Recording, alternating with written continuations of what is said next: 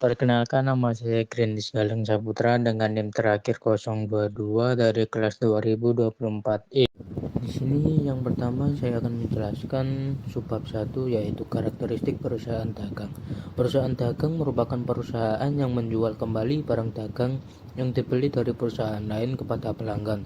Perusahaan yang menjual barang kepada perusahaan retail dinamakan pemasok atau vendor.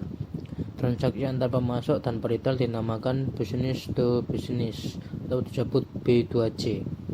Siklus operasi. Siklus operasi adalah proses di mana perusahaan mengeluarkan kas, menghasilkan pendapatan, dan menerima kas dari pelanggan.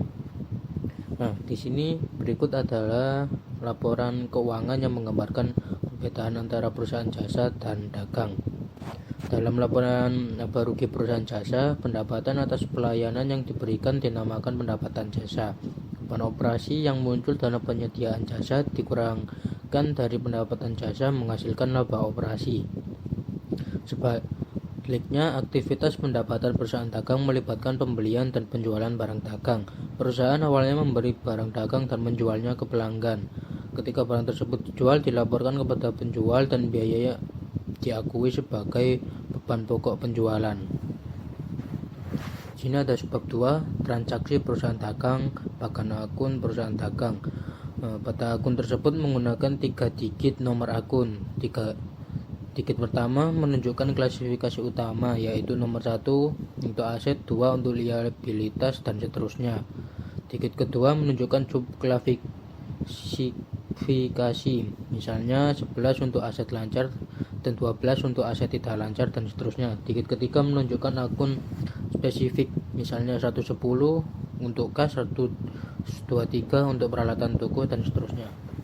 Buku pembesar pembantu. Buku pembesar pembantu memuat akun-akun individu yang memiliki kesamaan karakteristik dalam buku besar umum. Buku besar pembantu akan diwakili oleh suatu akun yang berisi saldo yang disebut akun pengendali.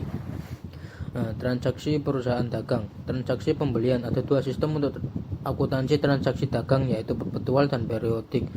Sistem persediaan perpetual itu setiap pembelian dan penjualan barang dicatat dalam akun persediaan dan buku besar. Sedangkan persediaan periodik, catatan persediaan tidak menunjukkan jumlah yang tersedia untuk dijual. Sebagai gantinya, persediaan fisik disiapkan pada akhir periode akuntansi yang digunakan untuk menentukan nilai persediaan pada akhir periode dan nilai persediaan yang terjual selama periode tersebut. Di sini transaksi perusahaan dagang. Transaksi pembelian, retur dan potongan pembelian. Pembeli atau pelanggan dapat mengajukan retur atau potongan harga ketika persediaan yang dibeli rusak. Memo debit atau memorandum debit memberitahukan kepada penjual jumlah yang diajukan pembeli untuk mendebit utang usaha dan mengkredit persediaan. Di sini ada contoh soal. Seorang pembeli boleh mengembalikan persediaan atau pendapatan potongan pembelian sebelum membayar faktur. Sebagai contoh, diasumsikan data berikut berkaitan dengan pembelian persediaan oleh Solisinet pada tanggal 2 Mei. Di sini ada jurnalnya pada 2 Mei. Aset atau persediaan dimasukkan ke debit, utang usaha ke kredit. Pada 4 Mei utang usaha masuk ke debit dan persediaan masuk ke kredit. Di sini ada utang usaha kurangi wajar data link, 5 juta dikurangi 1 juta dikali 2%. Transaksi penjualan. Pendapatan dari penjualan persediaan biasanya dicatat sebagai penjualan perusahaan sering lagi menggunakan penjualan persediaan. Di situ ada contoh jurnalnya. Ada sistem persediaan perpetual, beban pokok penjualan dan pengurangan jumlah persediaan harus dicatat. Dengan begitu, akun persediaan menunjukkan jumlah sisa persediaan. Transaksi penjualan. Yang pertama, penjualan kepada pelanggan dapat dilakukan dengan menggunakan kartu debit atau disebut kartu bank. Penjualan kartu debit dicatat sebagai penjualan tunai. Penjualan juga dapat dilakukan pada pelanggan yang menggunakan kartu kredit seperti Visa. Penjualan kartu kredit juga dicatat sebagai penjualan tunai. Perkenalkan, saya Altaf Nasir Ahmad Fauzan dengan NIM terakhir 068 dari kelas 2024E. Di sini saya akan menjelaskan tentang diskon pembelian. Diskon pembelian itu diberikan bila pembeli atau konsumen membayar dalam masa potongan. Biasanya, diskon pembelian diberikan guna merangsang pembeli untuk membayar lebih cepat. Saat terjadi penjualan kredit, maka di faktur penjualan akan tertera syarat pembayaran. Contohnya 2/10 net per 30. Artinya, bila pembayaran dilakukan 10 hari setelah tanggal transaksi, maka akan mendapat potongan sebesar 2%. Dan jangka waktu pembayaran selama 30 hari setelah tanggal transaksi. Selanjutnya ada retur dan potongan penjualan. Retur penjualan adalah pengembalian barang yang telah dijual karena tidak sesuai dengan pesanan konsumen. Jika terjadi retur penjualan, maka konsumen akan mendapat uang kembalian atau potongan penjualan. Pada akhir periode akuntansi, penjual harus memperkirakan jumlah retur, pengembalian dana, dan potongan harga yang mungkin harus dikeluarkan untuk pelanggan di masa depan.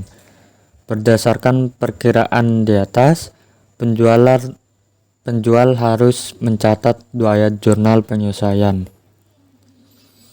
Jurnal penyesuaian pertama mengurangi penjualan masuk di debit dan menambah utang pengembalian dana pelanggan di kredit untuk perkiraan pengembalian dana dan potongan harga yang akan diberikan kepada pelanggan di masa depan. Jurnal penyesuaian kedua menambah perkiraan barang retur di debit untuk barang yang diperkirakan akan dikembalikan dan mengurangi beban pokok penjualan di kredit. Nah, ini contohnya pada tanggal 31 Desember 2017, Solusinet memperkirakan bahwa dari penjualan tahun 2017, Solusinet akan mengembalikan dana atau memberikan potongan kepada pelanggan sebesar 7 juta selama tahun 2018. Selain itu, Solusinet memperkirakan barang senilai 5.500.000 akan dikembalikan. Berikut ini ayat jurnal penyesuaiannya.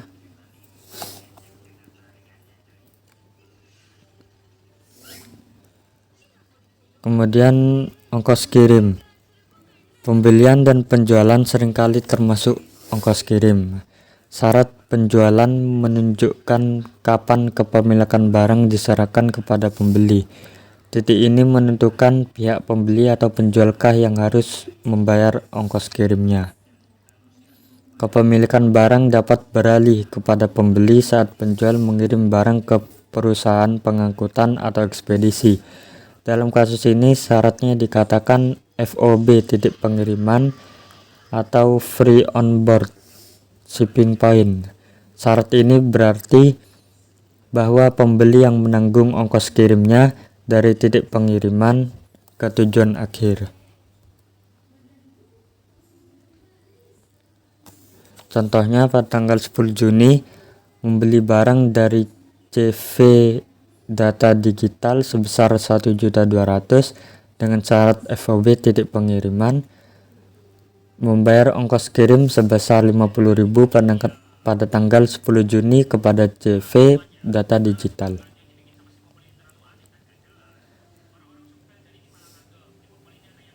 Jadi pada tanggal 10 Juni persediaan bertambah di debit sebesar 1.200.000, utang usaha CV Data Digital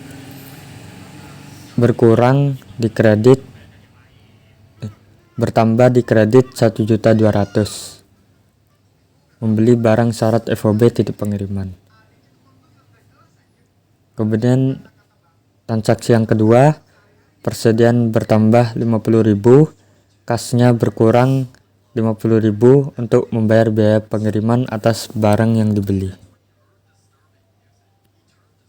Nama saya Cahyo Yusro Arsa Aminullah dengan NIM terakhir 124 kelas 2024I. Pada FOB Shipping Point, biaya angkut atau ongkos kirim barang yang dibeli dari gudang penjual sampai ke gudang pembeli semuanya menjadi tanggung jawab dari pembeli. Sebaliknya, pada FOB Destination Point, kepemilikan barang berpindah dari penjual ke pembeli ketika barang dikirim atau sampai ke lokasi tujuan yang telah ditentukan oleh pembeli. Biaya angkut atau ongkos kirim dari barang yang dibeli menjadi tanggung jawab si penjual sejak barang tersebut masih di gudang penjual sampai ke gudang pembeli. Dapat dikatakan, pada FOB Destination Point, penjual yang menanggung biaya angkut hingga sampai di gudang si pembeli.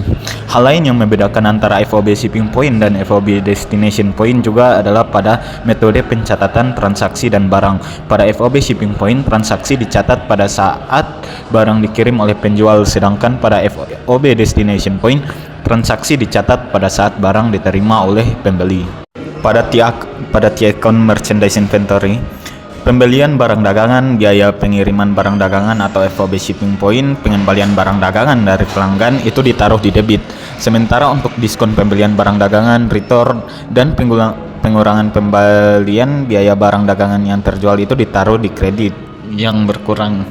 Sementara di cost of merchandise sold, biaya barang dagangan yang terjual ditaruh di debit yang bersifat mengurang. Sementara yang bersifat bertambah adalah pengembalian barang dagangan dari pelanggan. Selanjutnya kita masuk ke entry ganda pada perusahaan perdagangan. Jadi sekali company menjual barang dagangan secara kredit kepada Burton Company sebesar $7.500 dengan syarat FOB Shipping Point N bahagi 45, biaya barang dagangan yang dijual adalah $4.500. Pada 2 Juli Burton Company membayar biaya pengiriman sebesar $150 untuk pembelian pada Juli dari sekali company. Pada tanggal 5 Juli, sekali company menjual barang dagangan secara kredit kepada Burton Company sebesar $5.000 dengan syarat FOB Destination N/30. Biaya barang dagangan yang dijual adalah $3.500. Pada 7 Juli, sekali company membayar biaya pengiriman sebesar $250 untuk pengiriman barang dagangan yang dijual kepada Burton Company pada 5 Juli. Pada tanggal 13 Juli, sekali company mengeluarkan nota kredit kepada Burton Company untuk barang dagangan yang dikembalikan sebesar $1.000. Barang tersebut dibeli oleh Burton Company secara kredit pada 5 Juli. Biaya barang dagangan yang dikembalikan adalah $700. Pada tanggal 15 Juli, sekali company menerima pembayaran dari Burton Company untuk pembelian pada 5 Juli. Pada tanggal 18 Juli, sekali company menjual barang dagangan secara kredit kepada Burton Company sebesar $12.000 dengan syarat FOB Shipping Point 2/10 N/EOM. Sekali company membayar biaya pengiriman sebesar $500 yang ditambahkan ke faktur. Biaya barang dagangan yang dijual adalah $7.200. Pada tanggal 28 Juli, sekali company menerima pembayaran dari Burton Company untuk pembelian pada 18 Juli setelah dikurangi diskon 2% dikali $12.000. Berikut adalah laporan keuangan untuk perusahaan dagang. Ini adalah multiple step income statement. Ini adalah laporan laba rugi yang memisahkan pendapatan operasi dan non-operasi serta biaya operasi dan non-operasi untuk memberikan pandangan yang lebih jelas tentang sumber-sumber laba bersih perusahaan. Laporan ini memecah pendapatan dan beban ke dalam beberapa kategori yang mencerminkan kegiatan utama dan sampingan perusahaan. Tujuan utama dari laporan ini adalah untuk memberikan rincian yang lebih lengkap dan mendalam tentang kinerja keuangan perusahaan dibandingkan dengan single step income. Selanjutnya adalah single step income. Single step income statement adalah laporan keuangan yang menyajikan pendapatan, beban, dan laba bersih dalam satu langkah sederhana.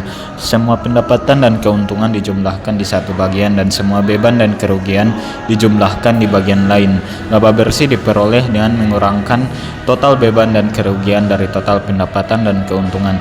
Tidak ada pemisahan antara pendapatan operasi dan non-operasi atau beban operasi dan non-operasi. Entry penutupan untuk bisnis perdagangan mirip dengan entry untuk bisnis jasa. 4 entry penutupan untuk bisnis perdagangan adalah sebagai berikut. Mendebit setiap akun sementara dengan saldo kredit seperti penjualan untuk saldonya dan mengkredit ikhtiar laba rugi.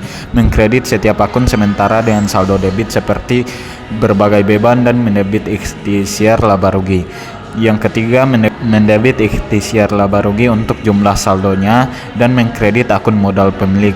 Dan yang terakhir, mendebit akun modal pemilik untuk saldo akun Prive dan mengkredit akun Prive. Perkenalkan, nama saya Nur Alfa Siddiq dengan NIM 302 dari kelas 2024G. Diskon penjualan. Diskon penjualan adalah potongan harga yang diberikan oleh penjual kepada pembeli sebagai insentif untuk mendorong transaksi, mempercepat pembayaran, atau menarik pembeli untuk membeli lebih banyak. Pada metode brutal, diskon penjualan dicatat terpisah dan banyak diterapkan pada saat pembayaran dilakukan. Artinya, pada saat penjualan, transaksi dicatat penuh, dan jika pembayaran dilakukan lebih awal dan diskon diberikan, potongan dicatat pada saat pembayaran. Contoh,